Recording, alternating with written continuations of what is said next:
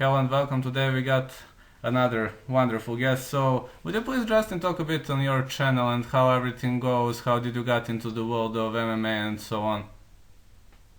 Yeah, what's going on, you guys? Um, Thankful to be on this guy's platform. Basically, I have a YouTube channel where I interview MMA fighters or, boxers or combat fighters in general. Thank you for having me on. What is the trademark of your channel? You're a big avid fan of MMA, but also other martial arts. So, what's something that makes your channel, so good, so well? Is it passion for MMA or? Well, it's not just MMA, it's also boxing and bare knuckle boxing. And, I cover the sport in general and I interview the fighters. I used to do 5 to 10 minute interviews, but I've extended it. I do almost 20-minute interviews with some of the fighters. I've interviewed Mark Coleman, Hoist Gracie, and also a former boxing world champion. I've interviewed 14 people and I have one scheduled tomorrow. How did you reach the fighters? Uh, I DM them on Instagram, and if they have an email, I'll email them, and sometimes they have their phone number on Instagram, which is cool, where so I can easily reach them if they have their phone number on Instagram. If you could pick one thing between MMA, boxing, bare knuckle, and whatever martial arts you would be interested in, which one would you pick? Uh, I like MMA more than boxing, but uh, I would if I could do it, I would pick MMA because it's like, it's more combat sports mixed. What is your favorite interview? I took a short look on your interview. Sorry, didn't have much time. But what is your favorite interview from your fighters? I got to say that I was a big fan of Royce Gracie. My favorite interview so far was the one with Hoist Gracie. I did it just 17 hours ago because Hoist Gracie, he competed in UFC 1. He's an MMA legend, but I also like the interviews I did with Mark Coleman, the first heavyweight champion, and I did some with some pretty notable names. I did one with Sam Alvey.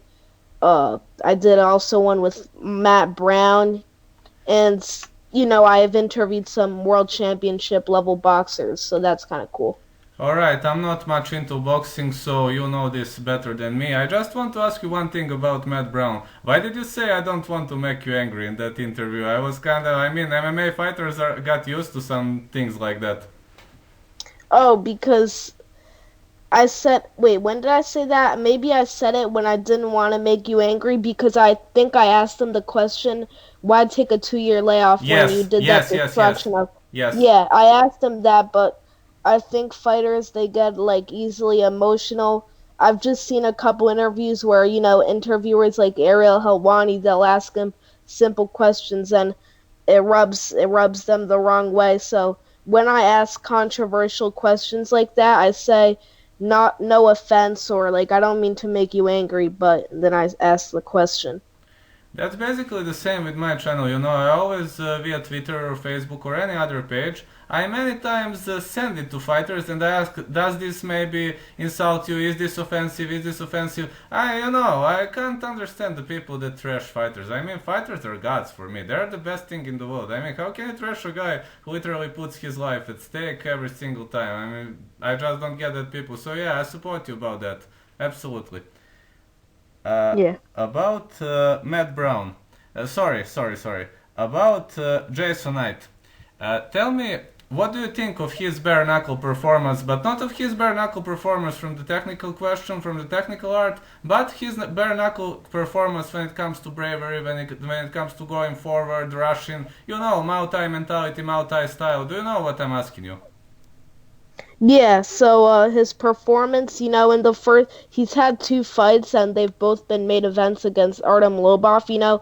The first fight it could it was a contender for fight of the year, great fight, but when I was on an interview with him, he told me that he didn't implement the game plan he wanted, and in the second fight, he completely dominated Artem Lobov, just out. He was just overall a better fighter than Artem Lobov in the second fight. He had a different game plan, and as far as bravery goes, he didn't take as much shots in the second fight, but in the first fight we clearly saw that he does have a chin. What was your Mark Coleman's favorite fight? Well, from your point of view, I guess you have his own favorite fight because Mark Coleman fought on many, many occasions. He was a champ many times, and he was even a Pride legend despite he was KO'd by Mirko Cro Cop. He was a real Pride legend, UFC legend. Do you have a favorite fight from him? Yeah, so obviously he's had UFC legendary Pride fights, but I saw his fight against Dan Severn where he won the first heavyweight championship. For me, that was the highest in his career, and that was my favorite fight for him. Is there something that you especially like about Matt Brown?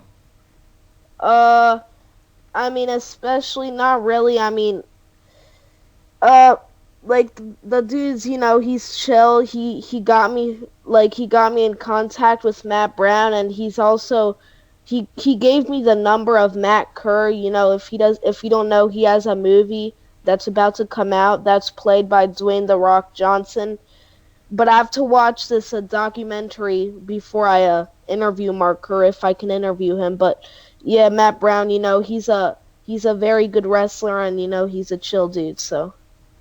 Yeah, I guess so many MMA fighters are chill dudes. While I was interviewing Gilbert Durinho Burns, Haim Ghazali, even when I interviewed Cody Stamen, I saw these are just regular people. I mean, very, very good people. They're actually very good people, and people believe, there is a wrong belief, especially in my country. People believe that they're violent and so on. Actually, they're family people. They're good people. They're amazing people. What do you think on that parameter? Like, what do you mean by people thinking that they're like angry and stuff, but they're Yes, actually yes, good people? angry, dangerous, and so on. But it's a false impression, right? Oh, yeah. I mean, if you see somebody that's like, getting into street fights every week, like obviously he's not a good person, but these are just fighters that do this as their job. It's a sanctioned fight. There's nothing illegal about it. There's no eye pokes or, low blows. Nothing dirty about the sport. It's just their way of making money. All right, that would be. Thank you so much for this lovely interview.